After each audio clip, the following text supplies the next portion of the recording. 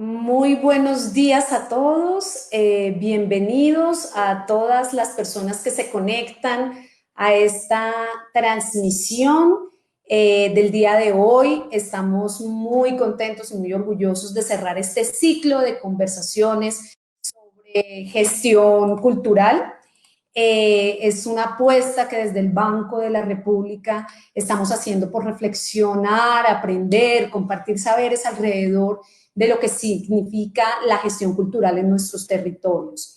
El día de hoy tenemos la fortuna de tener como invitado a el maestro Celio Turino. Celio es agente cultural, historiador y director de museos. Yo diría es un gran gestor cultural y un pensador del rol de la cultura en nuestros territorios. Fue secretario municipal de Cultura de Campiñas, Ciudad de Brasil, secretario del Ministerio de Cultura de Brasil en el gobierno de Lula da Silva. Fue además y reconocido internacionalmente por ser el fundador en ese entonces de el famoso programa de Cultura Viva, Puntos de Cultura en Brasil, consultor de distintas entidades gubernamentales, no gubernamentales, un muy querido amigo personal en este caso, pero también de nuestro país, conocedor de nuestra cultura, ha venido en algunas ocasiones a acompañarnos en este diálogo de saberes sobre lo que significa hacer gestión cultural. Y pues, querido Celio, recibe en nombre del Banco de la República de Colombia y muy particularmente de su centro cultural en la ciudad de Manizales, una cordial bienvenida. Es un gusto para nosotros tenerte y pues estamos aquí muy a la expectativa de compartir un poco este diálogo contigo. Bienvenido.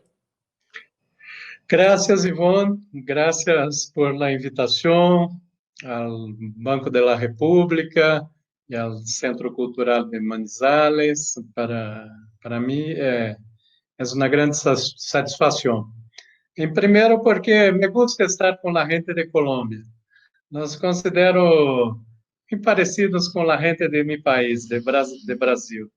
Yo diría que los brasileños y los colombianos se entienden porque son pueblos muy parecidos.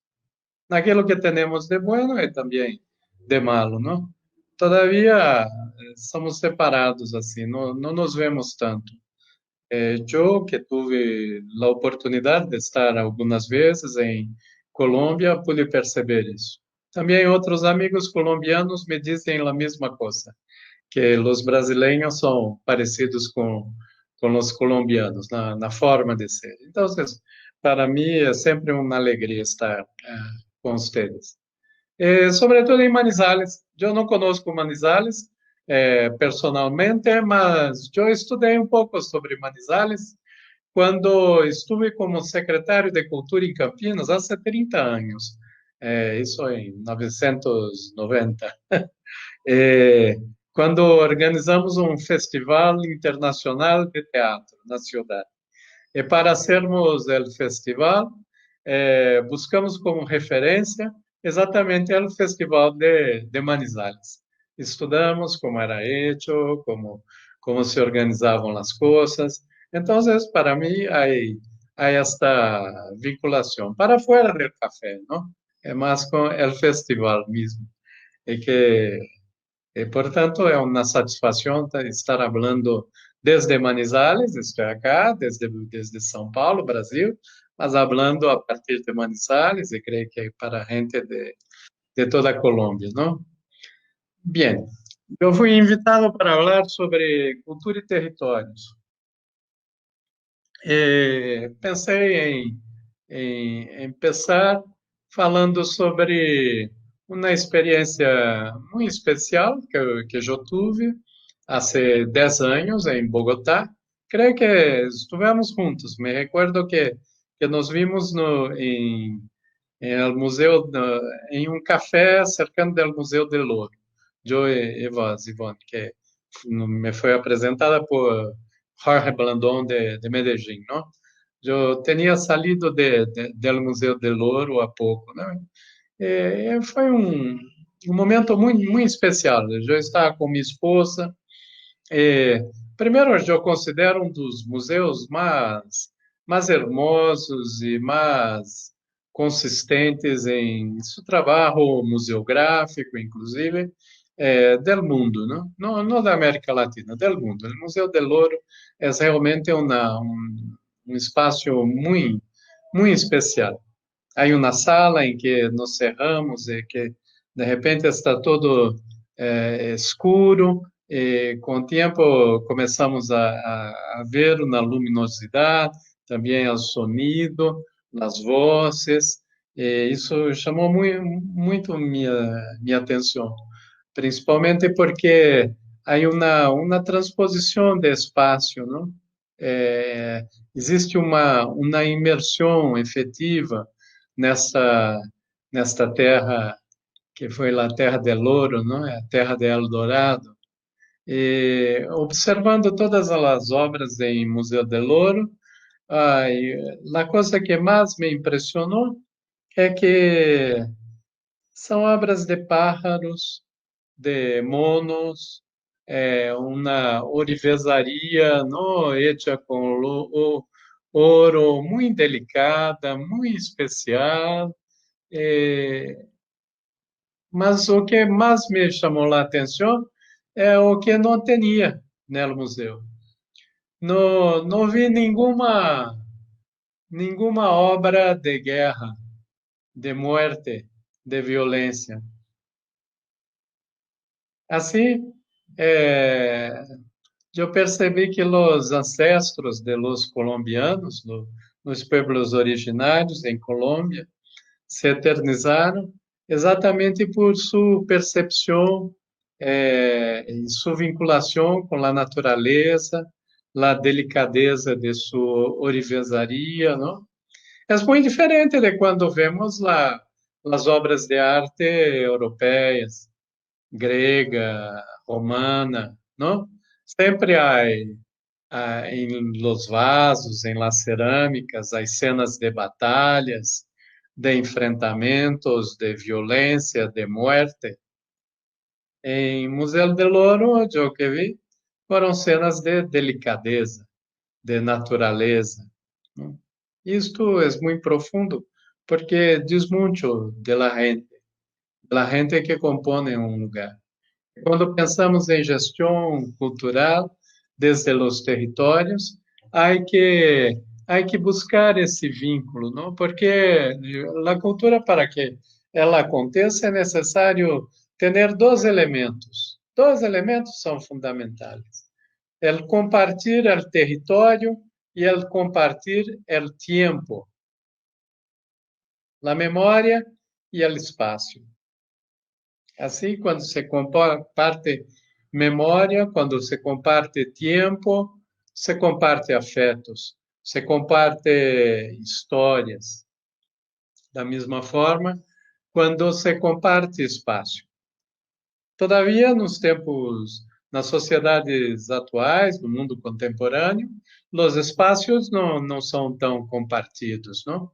É tudo muito segregado, sobretudo acá em América Latina. As cidades que a gente em uma mesma cidade que não se comunica com a gente de outros cantos da cidade, seja por las barreiras sociais, culturais, ou mais que isso, as barreiras invisíveis, não? Em que não se transaciona.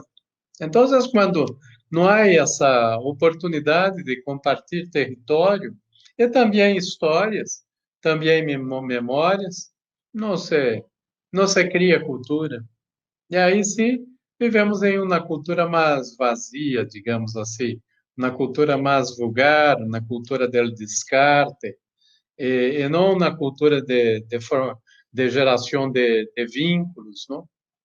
Portanto, para pensarmos em la ideia de gestão cultural a partir do território, há que ter muito presente isso, a possibilidade de a gente compartilhar de fato suas referências afetivas, suas referências amorosas, também as referências físicas, as referências com a natureza, com o lago, con las montañas, con los bosques, con los animales, ¿no? Como la gente retratada en o Museu del Louro. Também ao Museu de Louro, logo que na entrada, já estive 2 ou 3 vezes no Museu de Louro. Me gusta muito mesmo. Sempre que vou estou em Bogotá, eu procuro ter algumas horas para visitar o museu. Houve uma vez que eu estava apenas em conexão no aeroporto e permaneceria aguardando meu outro voo por 4 ou 5 horas. A primeira coisa que hizo foi chamar um táxi, ir ao Museu del Louro, visitar o museu e regressar ao aeroporto, né? Assim, porque me gusta muito. Uma outra coisa que vi que chamou muito minha atenção no museu foi a cultura Zenu, não? Com os canais de irrigação.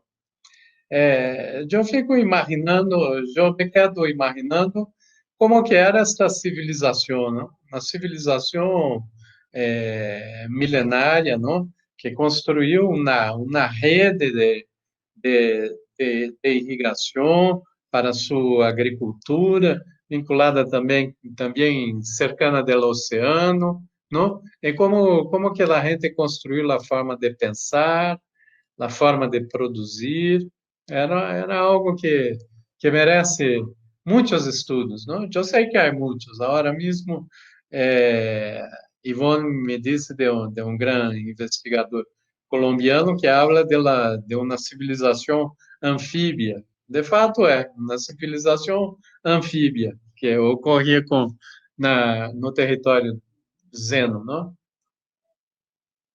E assim, há as particularidades. Se formos para outros territórios, encontraremos outras particularidades.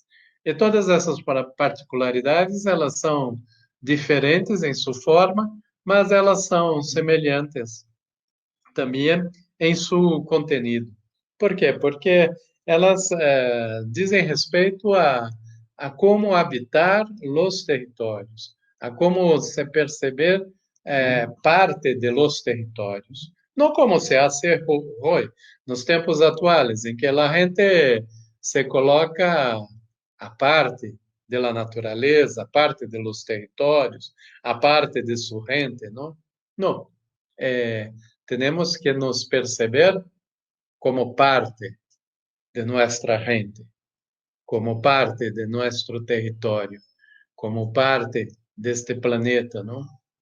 Isso, e esta não é apenas uma sabedoria ancestral em que pode ser apresentada apenas em momentos de conferência, de conversatórios, de colóquios.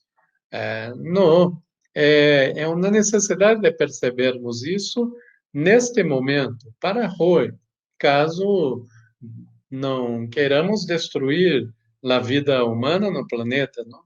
Caso não queremos continuar como uma geração que rouba de seus filhos e netos, não? Porque assim estamos nos tempos atuais. Roubamos a água de nossos netos, roubamos o aire, roubamos a diversidade, a biodiversidade do planeta. Impedimos que nossos netos, também filhos, tenham contato com coisas lindas, hermosas, belas, com meios de vida, não? Provavelmente que não existirão daqui a 40, 20, 30, 40 anos. Portanto, é necessário restabelecermos esse processo de conexão. A gestão cultural no âmbito de um território, ela pressupõe, portanto, o estabelecimento de vínculos. E o processo de compartilhar histórias, memórias, afetos, territórios, ele sedimenta a relação de confiança entre as pessoas. E sem confiança não se pode construir uma sociedade. Há que ter confiança, há que confiar uno em los outros, ¿no? Assim as sociedades se hicieron, ¿no?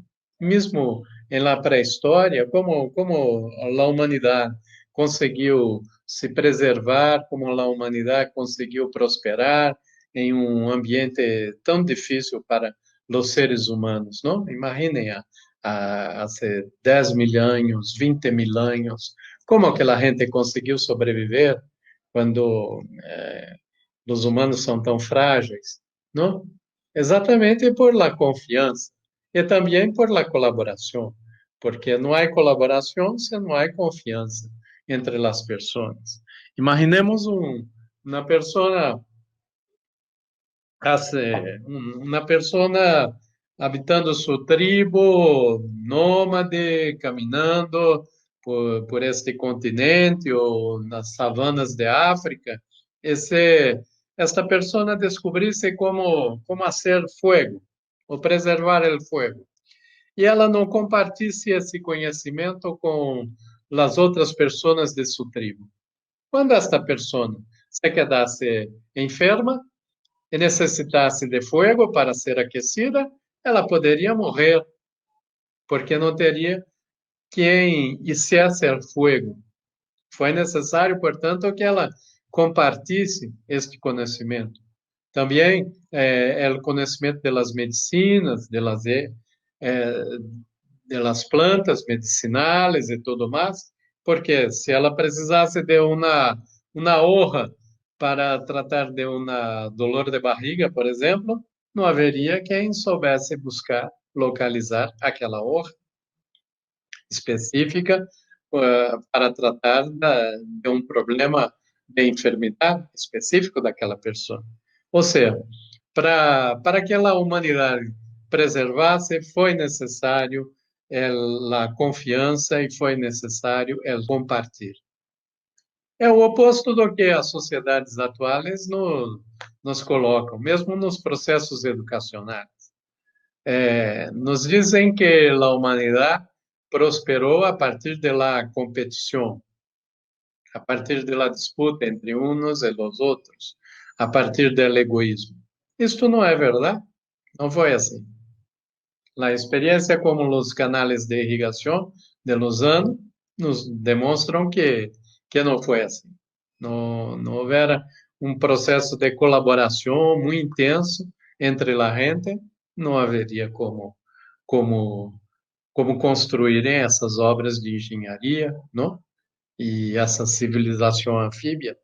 É comum, se vamos para Egito, também é a mesma coisa, se vamos para os Andes, para a Mesoamérica, sempre vamos perceber essas peculiaridades, em que a gente teve que colaborar e confiar entre si, para que pudesse prosperar.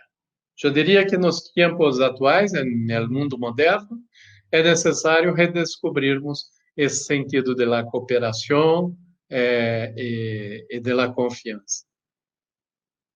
Quando desarrollamos políticas culturais específicas em lo território, devemos ter isso em mente, em que todos os processos, seja a organização de uma exposição, na apresentação de uma obra de teatro, de música, ou simples atividades de convivência cotidiana em um centro cultural, elas sempre têm que estimular para que as pessoas se entrelacem, para que as pessoas consigam se perceber unas, não?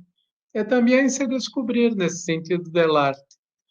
O arte tem essa capacidade que é única, que é a capacidade de nos invitar a exercitar nossa otredad, a alteridade, a capacidade de uno se perceber no outro, por mais diferente que o outro seja. Esse contato que eu demonstrei para vocês, a partir de minha primeira experiência com o Museu del Oro, foi uma experiência de alteridade, de outra idade, não? De me perceber em outro. Por isso, os sonidos, las luces, las obras que vão se apresentando com o tempo. Esta também é uma capacidade única, e ainda mais nos tempos atuais, não? Em que o grande problema da humanidade nesse momento se encontra no fundamentalismo, nas verdades cerradas, na incapacidade de um se perceber com o outro, não?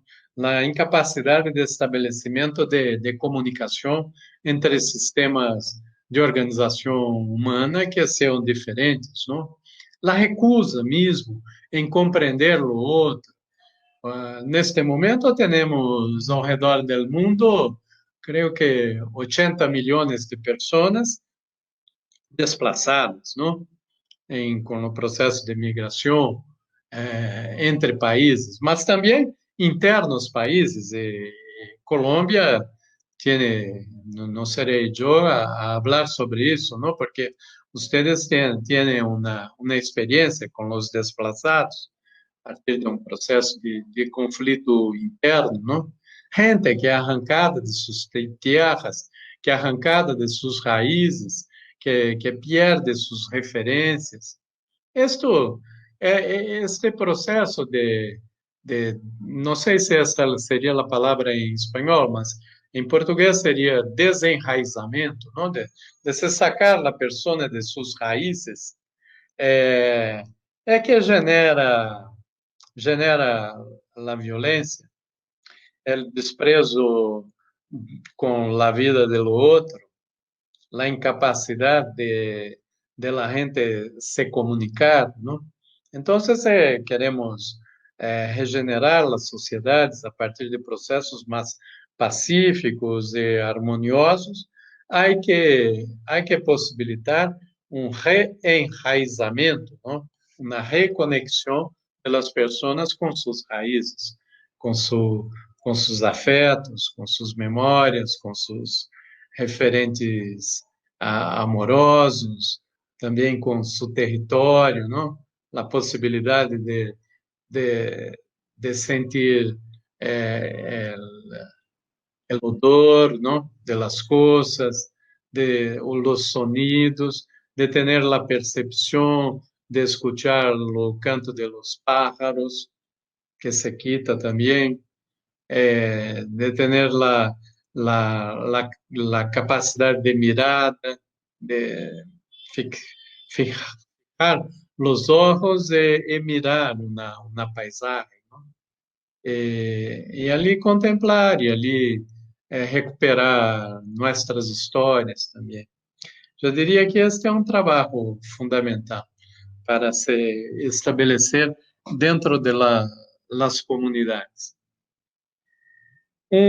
Outro aspecto que eu gostaria de falar sobre cultura e território é exatamente que quando conseguimos estabelecer esta vinculação, aí todos os processos de vida acontecem a partir de uma unidade.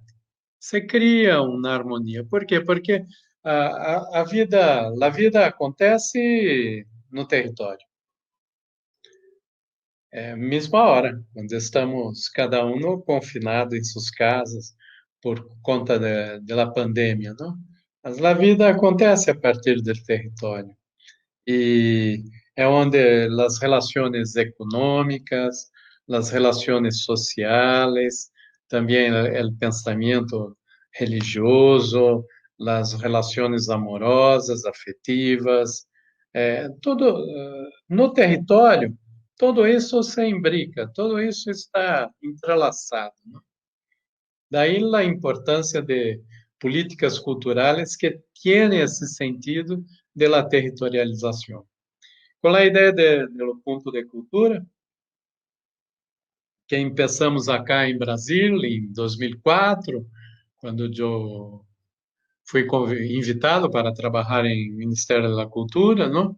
Sempre buscamos isso, estabelecer um ponto de potência, um ponto de fortalecimento das relações comunitárias, e não para levar luzes para aquela gente no território, não, mas para iluminar aquilo que a gente já hace e possibilitar que todo aquilo que a gente hace, que tudo isso é cultura, se desarrolle a partir do contato entre os iguais, entre outros pontos. Daí a ideia, punto é ir mesmo ao ponto, como se fuera uma acupuntura, em que vamos a nossos pontos vitais de energização de um organismo, não? Também há que pensar a cultura dessa maneira. Por isso, ponto de cultura. É também um conceito matemático. Arquímedes, um matemático grego, não? Da Grécia Antiga.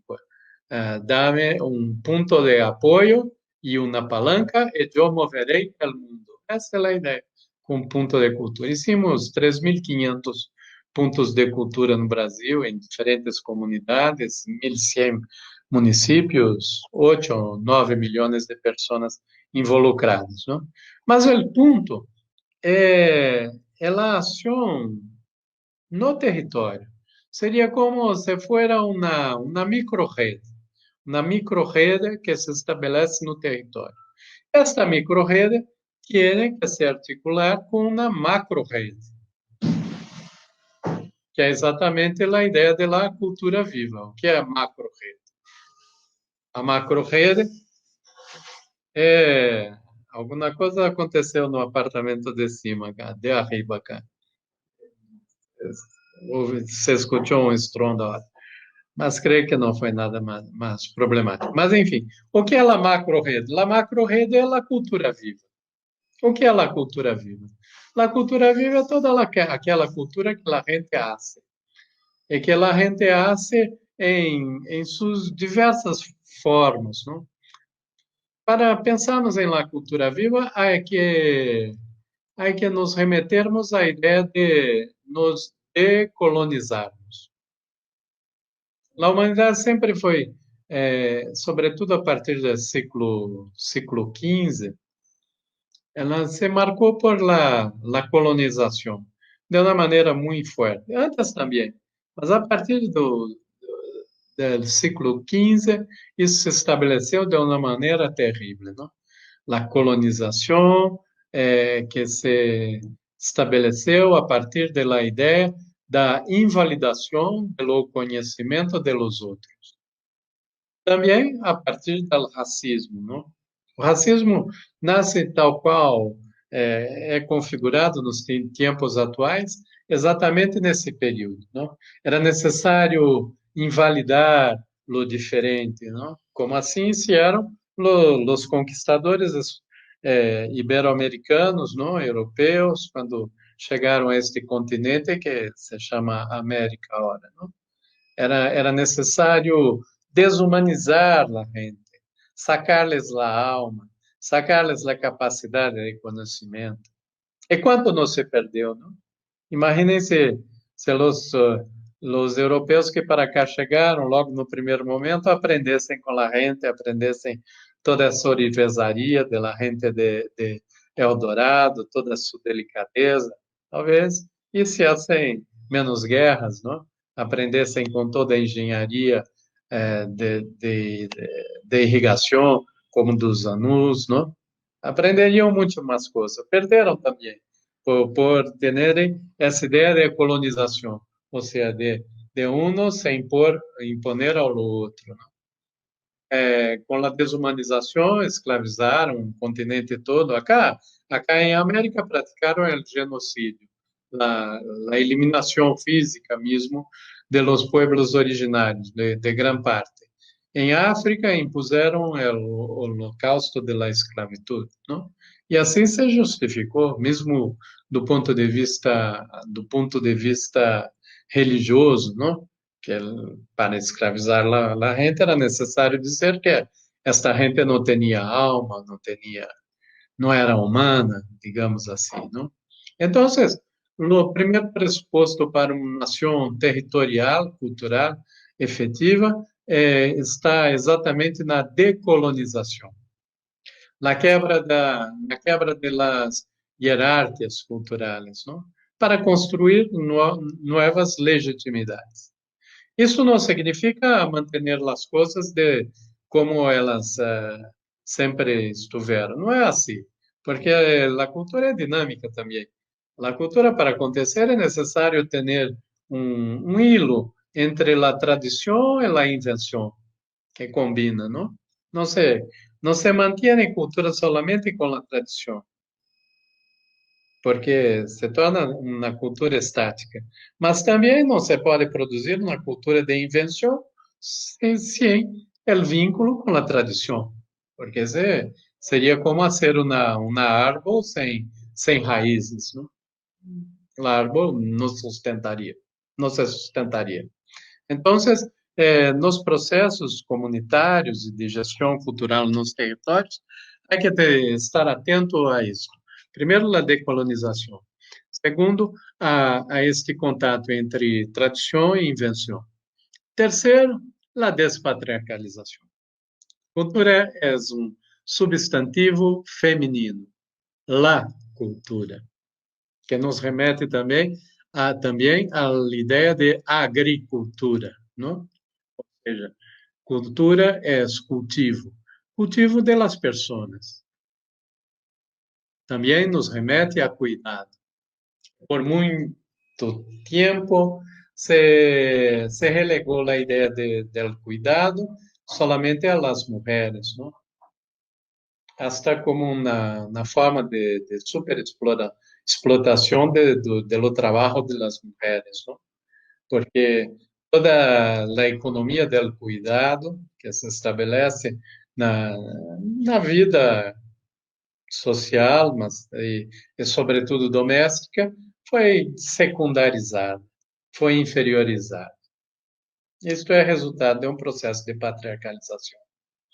Mesmo a acumulação e o lucro capitalista se deve muito a esta superexploração da economia del cuidado, que não foi reconhecida, não, que era gratuita, assim havendo trabalho incansável, não, para cuidado com o homem que iria trabalhar, para o cuidado com a força de trabalho de los niños que deveriam depois de crescerem, se transformariam em força de trabalho e tudo mais.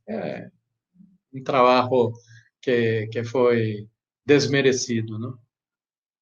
Também os processos de organização social, mais específicos da feminilidade, que não foram incorporados e que agora precisam. Então, há que despatriarcalizar as relações, não? Também há que compreender no sentido da gratitude, da dádiva que se estabelece a partir da ideia da cultura, da entrega mesmo. Quando criamos uma obra de arte, queremos estabelecer uma conexão com o outro. E é importante que isso aconteça, hasta para que tenhamos condições de recuperar nos territórios a ideia del bem comum, a ideia de los comunes, não? Que tem se perdido, lamentavelmente. Esta semana, inclusive, há marco muito significativo para a história da humanidade. E é uma notícia muito terrível. A partir desta semana, a Bolsa de Wall Street, em Nova York, estará comercializando no mercado de futuros el agua. Imaginem que ideia funesta. Comercializar el agua enquanto mercancia em mercado de futuros, não? Estarão nos quitando um elemento fundamental para a vida, não? Mas sobre isso, outro dia poderíamos falar, que percebo que meu tempo está se esgotando. Para finalizar, eu gostaria de fazer uma citação. Também são coisas que eu vou adquirindo. Adquiri esse livro quando estive em Colômbia.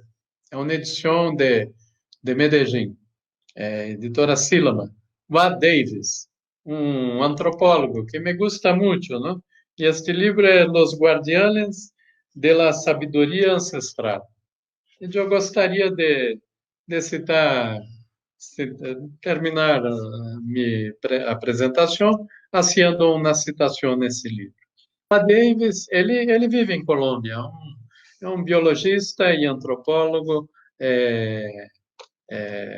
canadense, não? Que vive, creio que tem uma hija nascida que é colombiana, inclusive, não?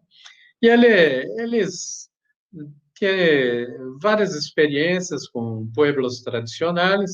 Em uma destas, ele atravessou o Oceano Pacífico com a gente, com os marítimos de Hawaii, de Havaí, não? Seria, não sei como se diz em espanhol. Seria Hawaii em inglês, não? O estado de Norte América, não? Em Pacífico, não? Ele foi tentar compreender como que se estabeleciam esses processos de navegação no oceano, com aqueles barcos pequenos, sem nenhuma outro meio tecnológico, como uma bússola, um astrolábio, não? E como que aqueles mestres se guiavam no processo de navegação. Bom, a primeira forma é que sempre há o mestre de la navegação, que aqui era o mestre Nainoa, um dos últimos mestres de navegação em Hawaii.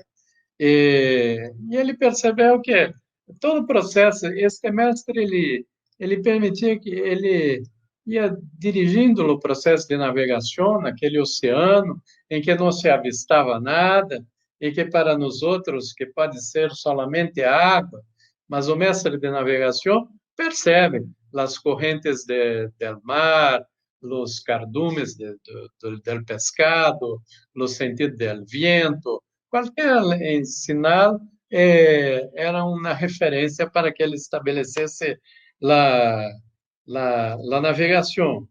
Mas aí o A. Davis faz uma pergunta a Nainoa, que era como que ele conseguia navegar em pontos tão lejos, saindo de uma isla, chegando em uma outra isla, quando não se podia avistar estas islas, sem GPS, sem nada, não?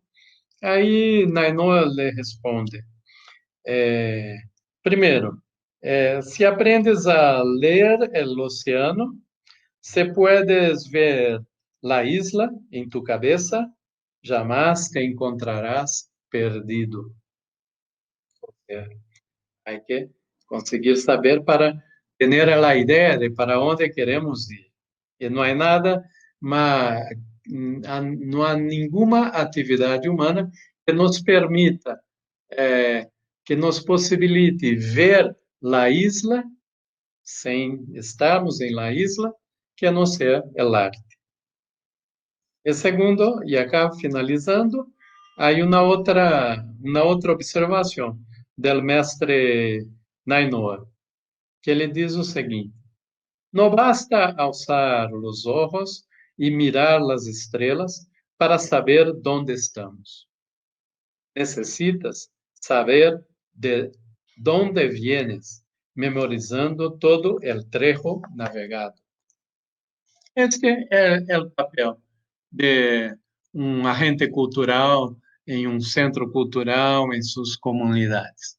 Possibilitar que o público, que a gente que frequente esse espaço consiga ter uma ideia e consiga saber de onde venimos e para onde vamos.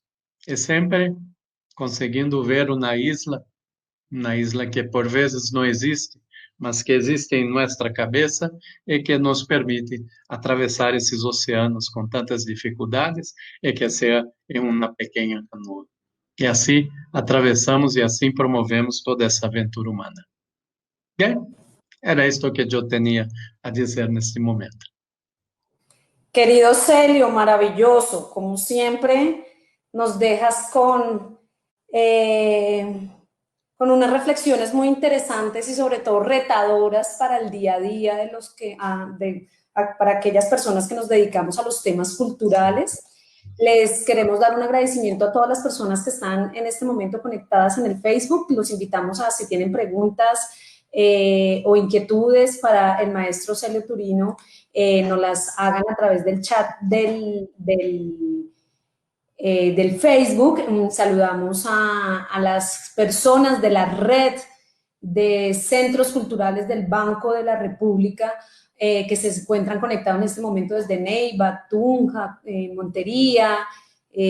Muchas gracias a los colegas que están conectados también. Manuela López Amésfita también dice que es muy seguidora del Museo del Oro, que es maravilloso. Justamente una colega, Katy Castillo, y quisiera unir esa inquietud sobre un tema que a mí también me llamó mucho la atención para quienes, como ese segundo punto que tú mencionas, Celio, sobre esa posibilidad de la gestión cultural transformadora, y es esa relación entre la tradición y la innovación. Ese saber de dónde venimos y para dónde vamos tiene una potencia fuertísima. Pero en términos un poco de la cotidianidad de la gestión cultural, de las políticas culturales, ¿cómo podríamos concretar eso? Porque muchas veces tendemos como a separar esos dos momentos, ¿no? Abrimos algunos espacios para nuestras comunidades ancestrales, para los estudios antropológicos, sociológicos, de todo ese pasado, algunos esfuerzos alrededor de la historia. Siento yo, no sé si tú compartas, que muchas veces los artistas y los gestores culturales no vemos la historia como un referente importante, ¿sí? Vemos más lo antropológico que la propia historia como un referente Sí. para nuestro quehacer. Tú como historiador quizás nos puedas ampliar un poco más eso. Y a veces separamos ese universo de lo que ahora podríamos llamar la innovación, la industria creativa o los espacios colaborativos de creación. Pensamos que son dos universos distintos. Ese hilo, ¿cómo lo podemos construir de una mejor manera? É uma importante questão que você levanta, Ivone. Eu vou falar sobre uma pequena história. Agora, vamos sair deste nosso continente, de Colômbia, não? Vamos para uma outra isla, a isla de Creta, no mar Mediterrâneo, não? A isla de Creta tinha uma civilização, a civilização minoica, não era ainda de los gregos, era antes assim, era diferente, não? E a civilização minoica se estabeleceu nesta isla, não? Creta. Creio que em espanhol é Creta, não? Que se diz, ao sul da Grécia. Ocorre que, em um momento, toda a gente desta isla foi atormentada por uma fera terrível, um minotauro. Este minotauro escravizava toda a gente e obrigava que a gente da isla entregasse tributos ao minotauro, também as virgens e as ninhas para este minotauro que habitava um labirinto. Por muitas vezes, os heróis foram tentar enfrentar o minotauro, mas não conseguiam vencer o minotauro. Porque, sobretudo, além da força, não era metade touro, metade homem, e a força descomunal, também havia o medo da gente em relação ao minotauro, e também o espaço que ele habitava, que era um labirinto, ou seja, a gente adentraria no labirinto, mas não teria como localizar o minotauro, e mesmo se conseguisse localizar o minotauro e enfrentá-lo, não tinha como sair do minotauro. Foi quando um herói grego, aí sim, ateniense, Teseu, se oferece para enfrentar o minotauro. Teseu era um homem muito forte, muito valente. Decidiu adentrar no labirinto, não, para salvar a gente desta isla.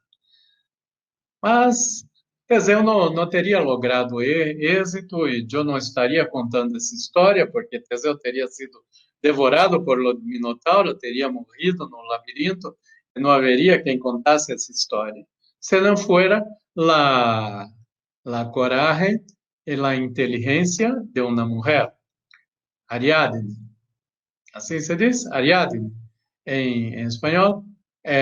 Ariadne acompanhou Teseu. E ela foi desfazendo suas vestes, sacando o hilo de sua roupa.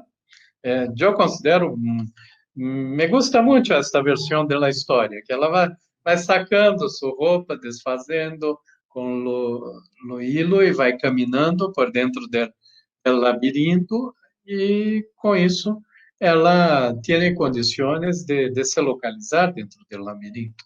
E é o que permite que Teseu consiga se localizar também e consiga enfrentar o Minotauro e vencer o Minotauro com toda a sua força. E depois sair do labirinto, porque há o hilo de Ariadne. Este é o hilo que permite que as pessoas, que nós outros, mesmo em los tempos atuais, tenham condições de sair desses labirintos, não? Como na sociedade de informação agora, com tanta coisa surgindo, não? Há que ter sempre em conta a ideia do hilo de Ariadne.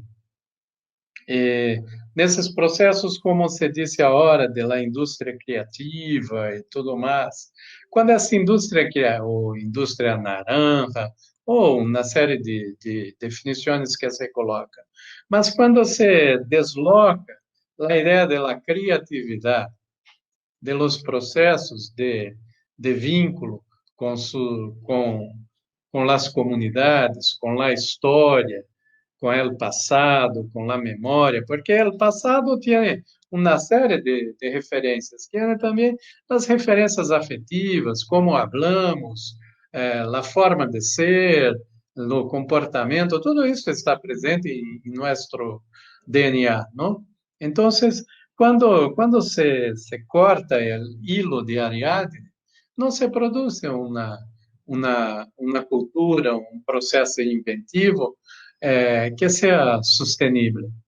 Por vezes é apenas uma coisa mediocrizada, uma coisa pasteurizada, muito uniforme, não?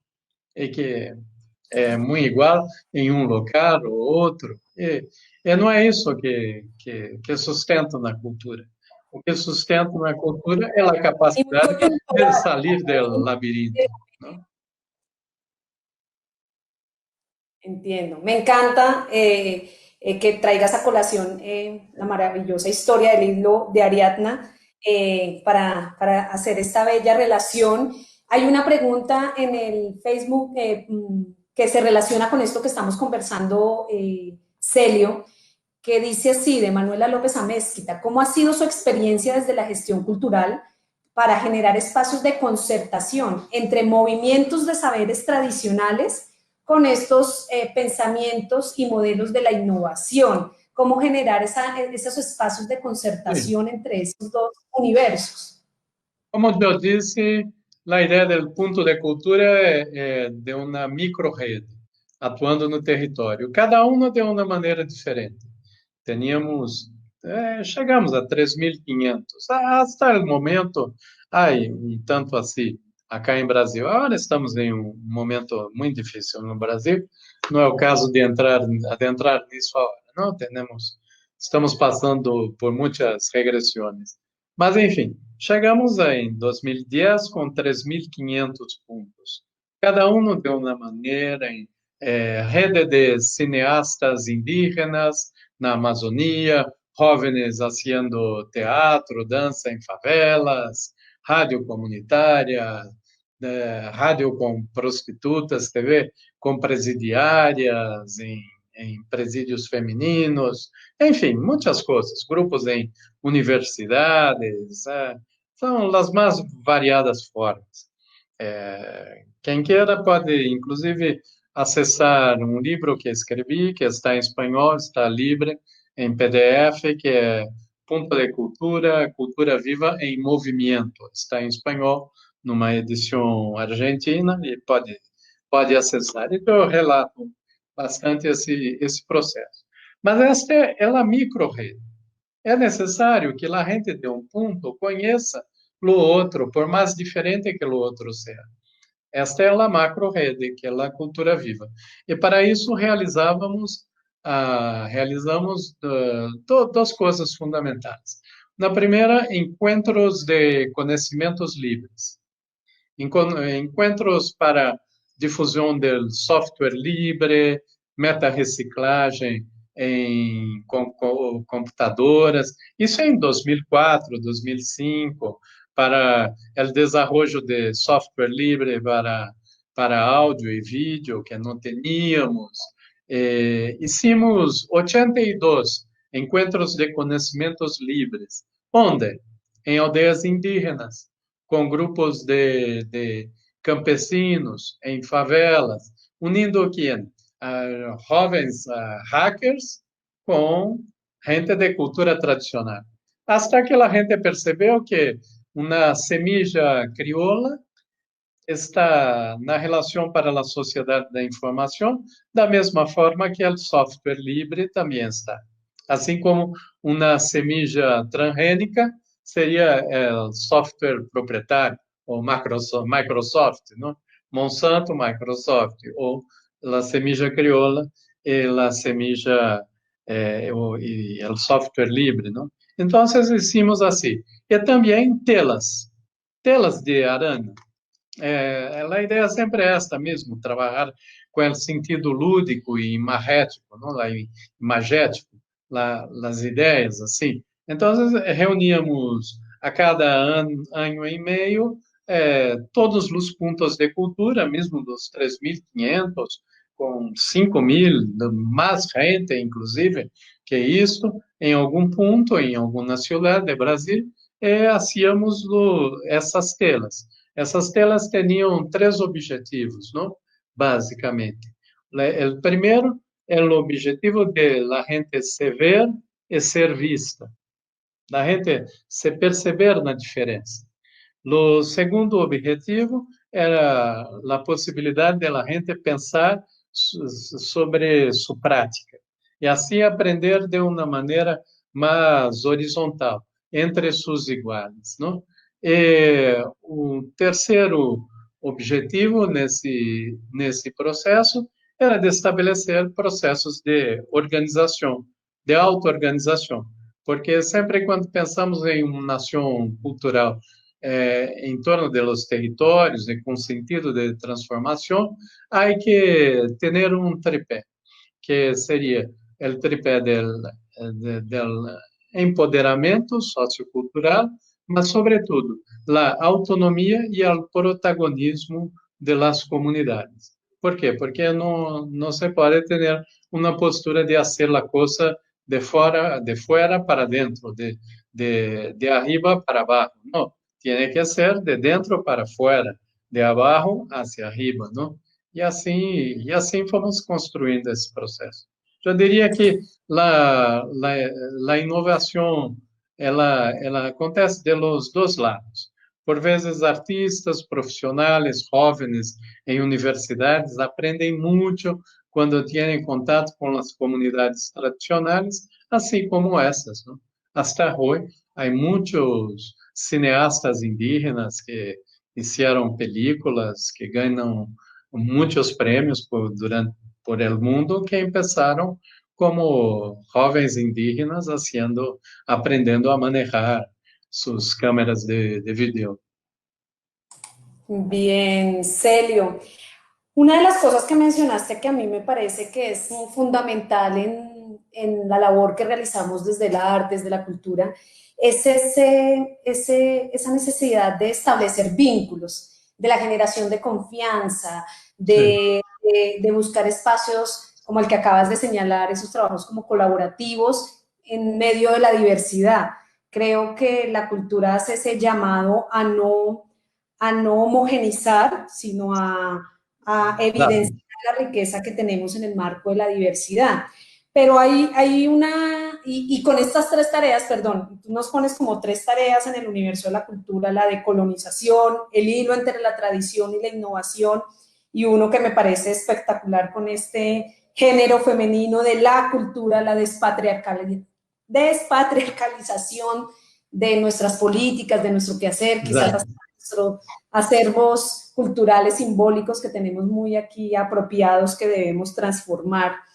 Todo esto veníamos, digamos, haciendo unos esfuerzos importantes, comunidades enteras trabajando alrededor de estos diferentes rutas para que la cultura tenga un lugar en la sociedad, para generar esa relación de confianza.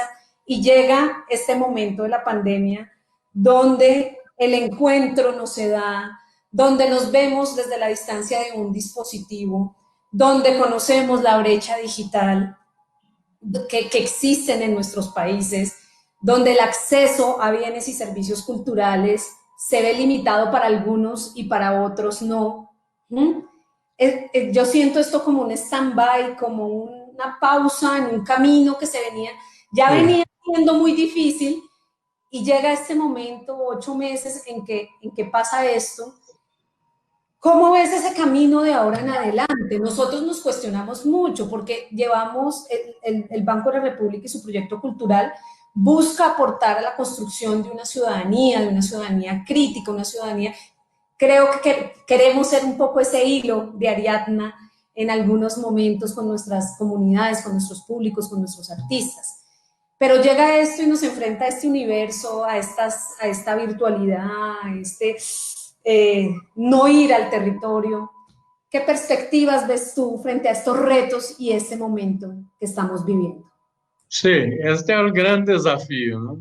Eu estou acá também, eu com minha esposa, desde março, né? Estamos confinados, salimos muito pouco, mas hicimos uma mobilização acá em Brasil por uma lei de emergência cultural que logrou êxito, mesmo com todas as dificuldades. Com o governo federal, o governo de Bolsonaro, conseguimos aprovar 600 milhões de dólares para para políticas culturais nos territórios, com os artistas, não? Toda uma mobilização por assim, por streaming, por Zoom, por meios virtuais, não? Esse logrou êxito. ¿Por quê? Porque a gente é gregária, não? Os humanos querem se conectar com outros humanos, com outras pessoas, e encontramos meios. Eu diria por minha experiência própria. Há um ano eu não conhecia esses mecanismos. Eu conhecia por películas de ficção científica, coisas assim. Agora eu hablo todo dia com minha madre, por el celular, por WhatsApp, assim, mas por vídeo, não mais por voz, assim, nos vemos, não? É assim, nos sentimos cercanos, não? Então, essa é uma busca. Ora, vivemos em um mundo desigual, sobretudo na América Latina, a desigualdade é muito grande, não? Então, há que pensar nesse processo de pós-pandemia. Primeiro, regressaremos ao mesmo modo de estar, ao mesmo modo de produzir, ao mesmo modo de pensar de antes da pandemia. Se regressarmos, teremos outra pandemia na frente, teremos outros desastres também. Há que cambiar nosso modo de ser, não? Segundo, há que compreender também que nesses momentos de profunda reclusão, de catástrofe, né? Logo depois, há um momento de hambre de vida. Há muita necessidade de se encontrar, de se congraçar, de se abraçar, de dançar. Isso se percebe na história também. Nos anos 20, logo depois da Primeira Guerra Mundial, em seguida houve a chamada gripe influenza espanhola, não? Que foi também uma pandemia.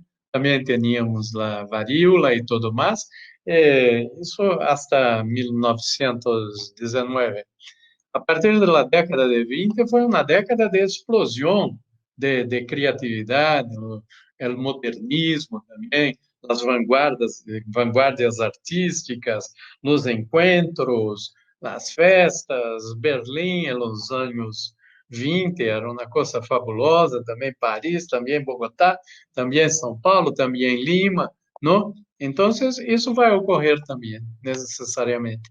Por isso, é preciso que as organizações culturais se, se planifiquem para esta sede de vida que seguramente ocorrerá.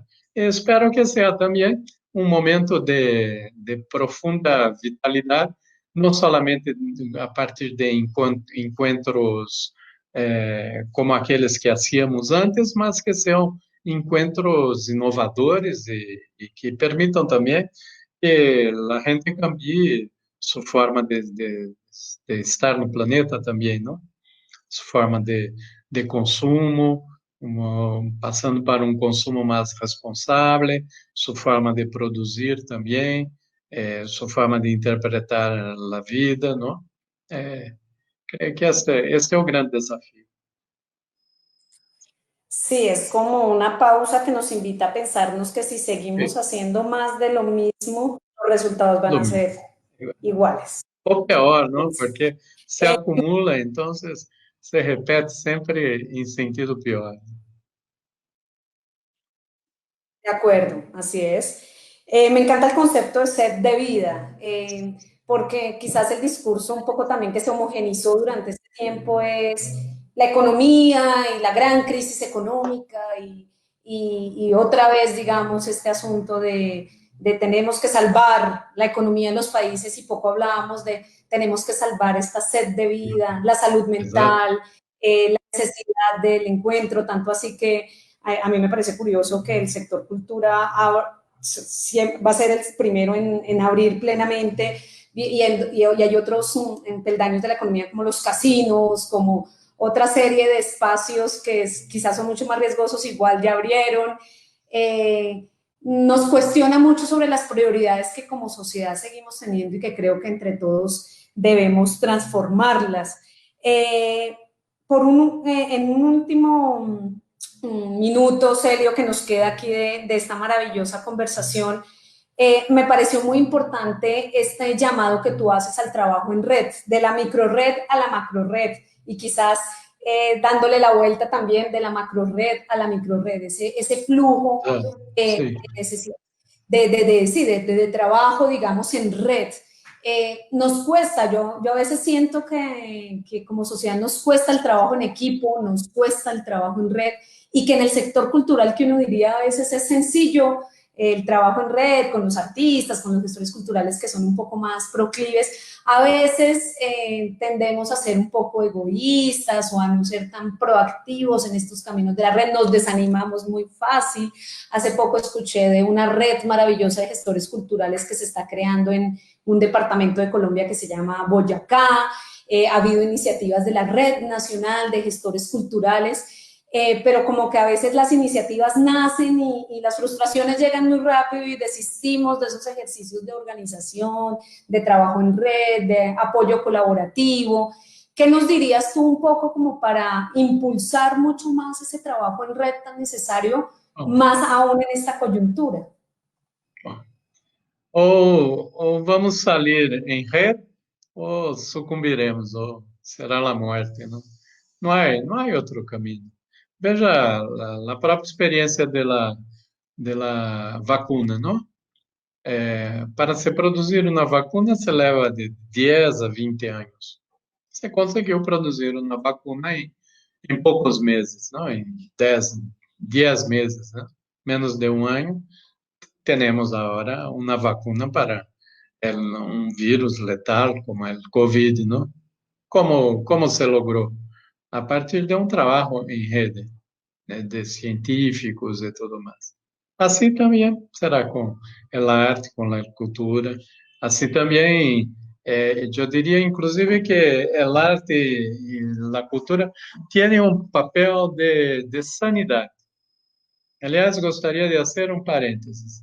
Não nos olvidemos de los niños e de los jóvenes, porque esse período agora de pandemia afetará a vida dessas pessoas por muito mais tempo.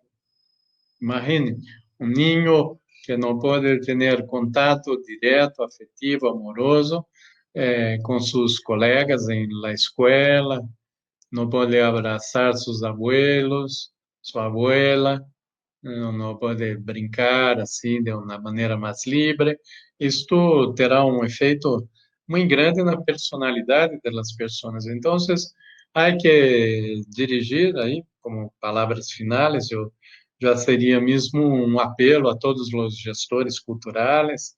Há que dirigir ações muito criativas para os niños, las niñas, os jovens, de preferência que seja a partir de uma ação intergeracional, porque também temos muitas vezes o vício de segregar, não? De separar geracionalmente também, não? Não, vamos pensar em coisas que coloquem todos, os abuelos com os niños, não? Juntos, não? E os adultos maiores, os jovens, todos, porque quando se estabelece uma nação de diversidade, um mundo colorido, um mundo de diferentes, é muito mais belo, é melhor, é mais forte também, porque um não consegue complementar as dificuldades do outro, né? E assim, creio que conseguiremos sair desse processo, porque aí também não teríamos tempo para desarrollar esta ideia acá, mas que eu não disse tanto. Há também um processo de profunda coisificação, de transformação das pessoas em coisa, em mercancia, pura e simples. Basta dizer que nós outros somos a mercancia das redes sociais, não? Nossos afetos foram capturados, estão sendo capturados, nossa forma de ser, e tudo isso é uma maneira de fazer uma compra e venda de nossas subjetividades. Então, temos que também ter presente que nesse período agora, a partir da pandemia e depois, se queremos ser coisa ou não queremos ser coisa, né? Essa, essa é a pergunta e cabe a cada um responder. Mas cabe aos centros culturais, aos espaços culturais, nos territórios, a ser a pergunta, talvez, não? Porque quando não se sabe lo importante não é saber a resposta. Lo importante é saber fazer a pergunta. E eu diria que seria uma importante pergunta a se fazer. Gracias, Celio. A mí me encanta porque nos dejas tareas y pues tenemos muchas tareas. Voy a sumar entonces esta cuarta tarea porque coincido contigo en el tema de un poco las consecuencias de nuestros niños y nuestros jóvenes de este confinamiento. La tarea que en nuestras políticas, en nuestras acciones, en nuestros proyectos, en nuestros procesos culturales, tengamos muy presente el tema del territorio, del trabajo en red, pero sobre todo de trabajar por esta diversidad desde un pensamiento decolonial que nos permita zafarnos de esta historia de más de 500 años de juzgar y ocultar lo diferente, lo nuestro. Esa es una tarea. La segunda, ese trabajo a partir de allí, entre la tradición y la innovación como forma de seguirle dando a la cultura esa vida, esa fuerza maravillosa que tiene, la despatriarcalización de nuestros procesos culturales y de nuestras relaciones en todo sentido. Creo que es una tercera tarea fundamental. Y la cuarta que le sumo a estas tres tareas que nos dejan es que esta sed de vida, esta hambre de vida va a tener que trabajarse de la mano de todos, con la fuerza de todos, con la energía de todos, priorizando fundamentalmente a nuestros niños, a nuestros jóvenes, en un diálogo intergeneracional, intercultural, que nos permita sanar, podríamos decir, un poco todas estas emociones y situaciones que hemos vivido todos. Estimado Celio, no me resta más que agradecerte, como siempre es un gusto hablar contigo, comprender y compartir contigo estos universos de la cultura que tanto nos une, que tanto queremos. Te agradecemos en nombre del Banco de la República mucho haber aceptado esta invitación. Gracias, yo que te agradezco. Mil gracias a todos por haberse conectado y pues nos seguimos viendo en nuestra programación virtual. Muchas gracias. Chao.